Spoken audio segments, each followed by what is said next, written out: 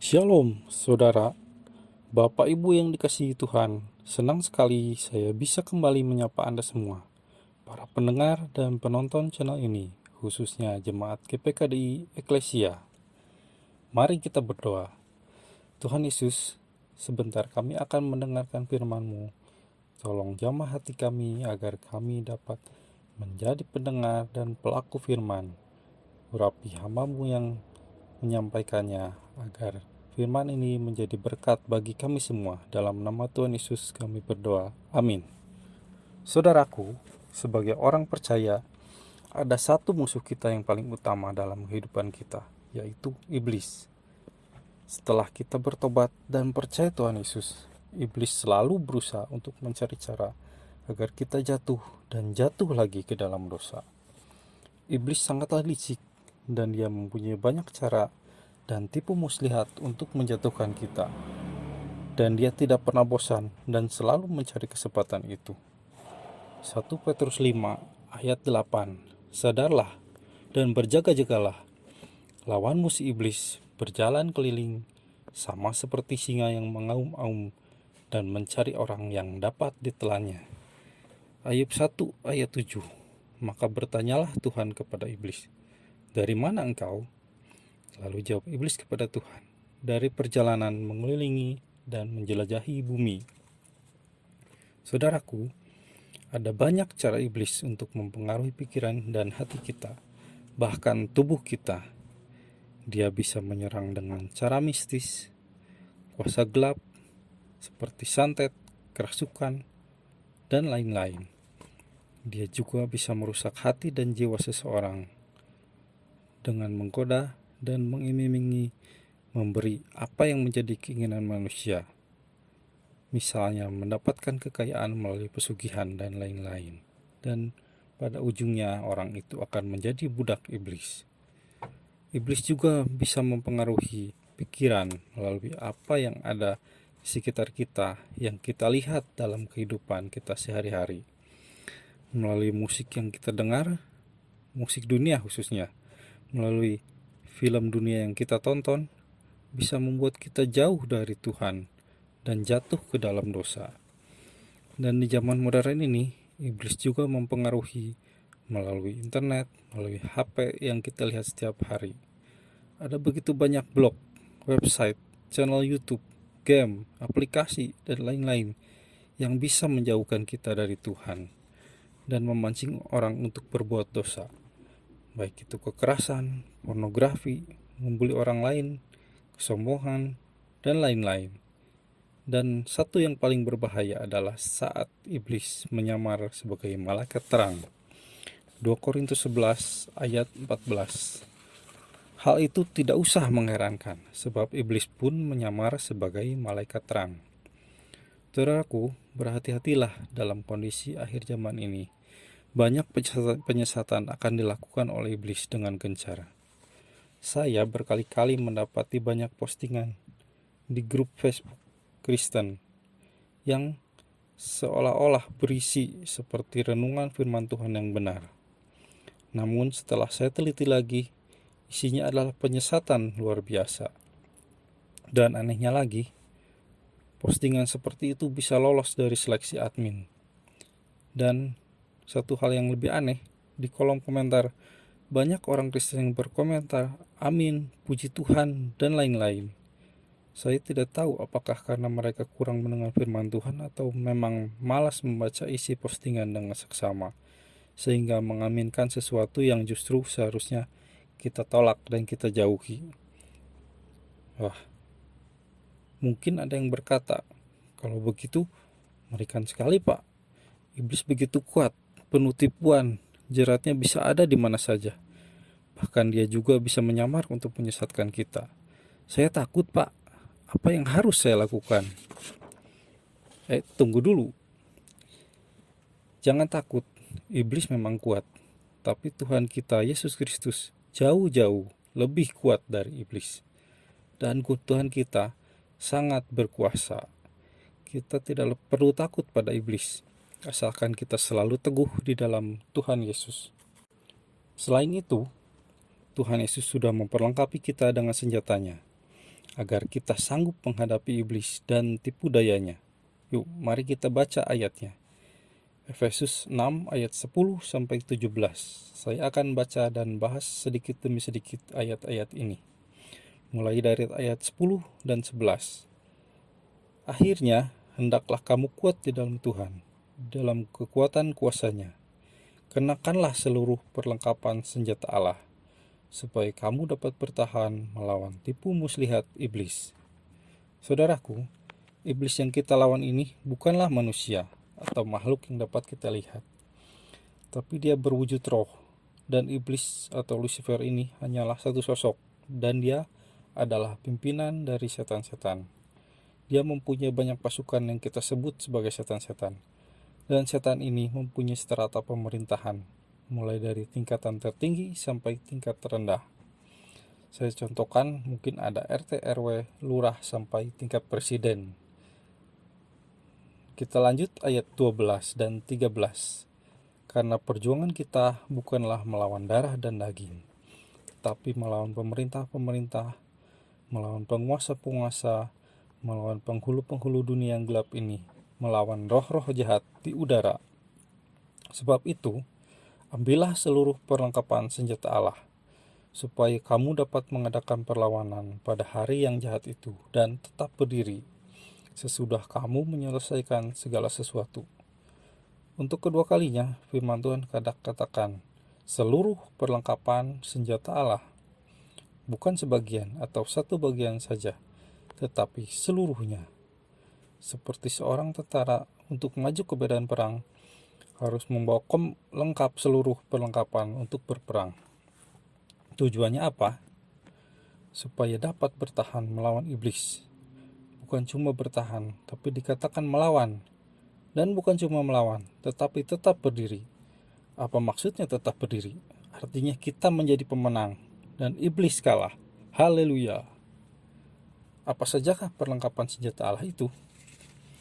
Saya baca ayat 14 sampai dengan 17.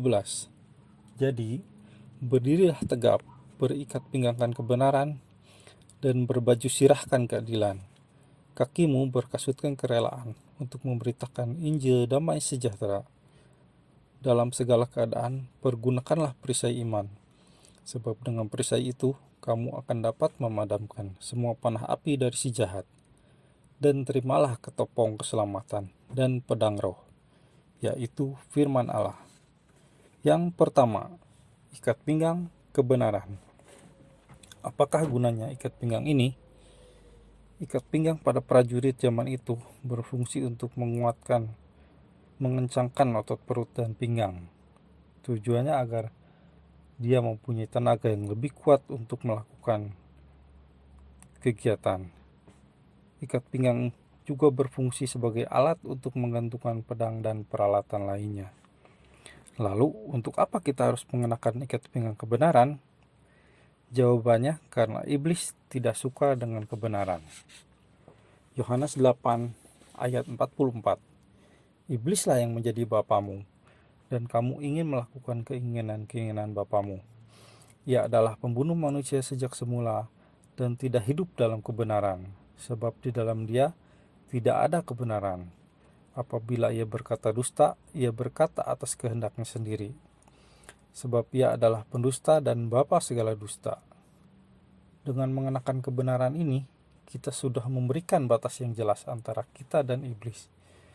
Iblis dan kita adalah musuh, dan selamanya akan berseberangan, tidak pernah bersatu. Lalu kebenaran apa yang dimaksud? Yohanes 17 ayat 17. Kuduskanlah mereka dalam kebenaran, firman-Mu adalah kebenaran. Yohanes 14 ayat 6. Kata Yesus kepadanya, Akulah jalan dan kebenaran dan hidup. Tidak ada seorang pun yang datang kepada Bapa kalau tidak melalui aku. Kebenaran itu adalah Yesus atau Sang Firman. Milikilah firman dan kebenaran itu dalam hatimu. Dengan membaca dan merenungkan serta melakukan firman setiap hari, kita pasti akan terhindar dari serangan iblis. Yang kedua, baju sirah keadilan. Baju sirah digunakan untuk melindungi kita dari serangan senjata iblis. Seorang manusia tidaklah pernah bisa bertindak adil tanpa hikmat dari Tuhan. Keadilan adalah buah dari terang, dan terang ini maksud adalah terang firman Tuhan. Efesus 5 ayat 9, karena terang hanya berbuahkan keadilan, kebaikan dan keadilan dan kebenaran. Yang ketiga, kasut kerelaan memberitakan Injil damai sejahtera. Ada kalanya prajurit-prajurit berjalan menempuh perjalanan jauh dan menempuh medan yang sulit dengan berjalan kaki. Kadang mereka menemui jalan berbatu, jalan licin, kadang juga menemui duri, pecahan kaca, dan lain-lain sepanjang perjalanan mereka. Untuk itulah diperlukan kasut untuk melindungi kaki mereka. Dalam hal ini, kasut kerelaan ini melindungi kita untuk menginjak hal yang membahayakan keselamatan rohani kita. Mengapa memberitakan Injil menjadi perlengkapan senjata kita? Yang pertama, dengan memberitakan Injil, kita selalu diingatkan akan Injil itu sendiri, dan kita tidak mudah diombang-ambingkan oleh pengajaran yang sesat dan pikiran yang salah. Yang kedua, dengan memberitakan Injil, kita semakin kuat karena semakin banyak orang bertobat. Bukankah semakin banyak orang benar, akan semakin kuat pasukan kita, karena kita dapat saling mendukung dan mendoakan. Yang keempat, perisai iman. Perisai digunakan untuk melindungi kita dari tikaman, hantaman, tembakan panah, dan lain-lain. Dikatakan, dengan perisai iman kita dapat memadamkan api dari si jahat. Panah adalah salah satu senjata yang paling sulit untuk ditangkis, dan panah bisa ditembakkan dari jauh, di mana kita tidak tahu dari mana arah posisi pemanah itu. Dia bisa bersembunyi di mana saja. Luar biasa. Apalagi ini adalah panah api. Wah, tentunya lebih dahsyat lagi dan berbahaya. Tetapi dengan perisai iman, panah api iblis ini dapat dipadamkan dan tidak akan lagi membahayakan bagi kita. Kita harus menggunakan iman sebagai perisai kita. Dengan iman kita punya kuasa yang luar biasa. Dengan iman, mujizat bisa terjadi. Dengan iman, hal yang mustahil menjadi mungkin. Matius 17 ayat 20. Ia berkata kepada mereka, karena kamu kurang percaya.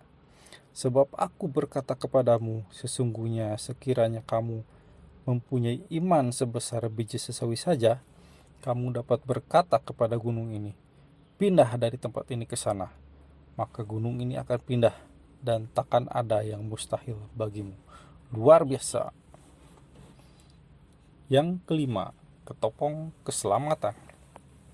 Ketopong ini adalah topi atau helm yang digunakan oleh para prajurit pada saat berperang. Ketopong ini melindungi kepala dari pukulan atau hantaman. Keselamatan ini haruslah menempel terus pada kita. Maksudnya keselamatan menjadi ketopong adalah agar keselamatan itu harus selalu ada dalam pikiran kita. Keselamatan yang dimaksud tentunya adalah karya penebusan dari Tuhan Yesus. Jagalah, jangan sampai itu terlepas, karena keselamatan itu memberikan kita harapan. Dengan memegang keselamatan, semua serangan iblis dan penyesatannya tidak akan berhasil atas diri kita. 1 Petrus 1 ayat 5, yaitu kamu yang dipelihara dalam kekuatan Allah karena imanmu, sementara kamu menantikan keselamatan yang telah tersedia untuk dinyatakan pada zaman akhir. Yang keenam, pedang roh. Kelima perlengkapan sebelumnya sifatnya melindungi dan membuat kita bertahan. Tapi dengan perlengkapan terakhir ini, kita dapat melawan. Seperti dikatakan pada ayat sebelumnya, iblis berwujud roh, maka kita pun harus melawan dengan roh, yaitu pedang roh. Roh yang dimaksud ini adalah firman Allah dan kuasa Roh Kudus. Dengan keduanya, kita pasti akan dapat melawan iblis dan menang. 1 Yohanes 4 ayat 4. Kamu berasal dari Allah, anak-anakku, dan kamu telah mengalahkan nabi-nabi palsu itu, sebab roh yang ada di dalam kamu lebih besar daripada roh yang ada di dalam dunia ini. Dikatakan tidak ada roh yang lebih besar daripada Roh Kudus yang ada di dalam diri kita. Saudara dan saya adalah pemenang. Haleluya. Karena itu saudara-saudara, ambillah seluruh perlengkapan senjata Allah supaya kita dapat menang dalam peperangan rohani kita. Mari kita berdoa. Tuhan Yesus, kami tahu kalau kami pada saat ini sedang dan selalu berperang dengan si iblis dan segala muslihatnya. Kami menyerahkan diri kami ke dalam tangan-Mu, dan dalam kuat kuasa-Mu kami tahu kami bisa berlindung kepadamu karena Kau adalah pelindung kami yang dapat kami andalkan. Tolong kami agar kami dapat bertahan dalam iman kami dan memelihara keselamatan daripadamu, dan ajar kami agar dapat menjadi pelaku firman dan pemberita Injil-Mu. Dalam nama Tuhan Yesus kami berdoa. Amin. Tuhan Yesus memberkati. Kalau saudara diberkati melalui channel ini, jangan lupa share, like, bagikan, dan subscribe agar saudara selalu dapat mendapatkan informasi dari channel ini. Tuhan Yesus memberkati. Amin.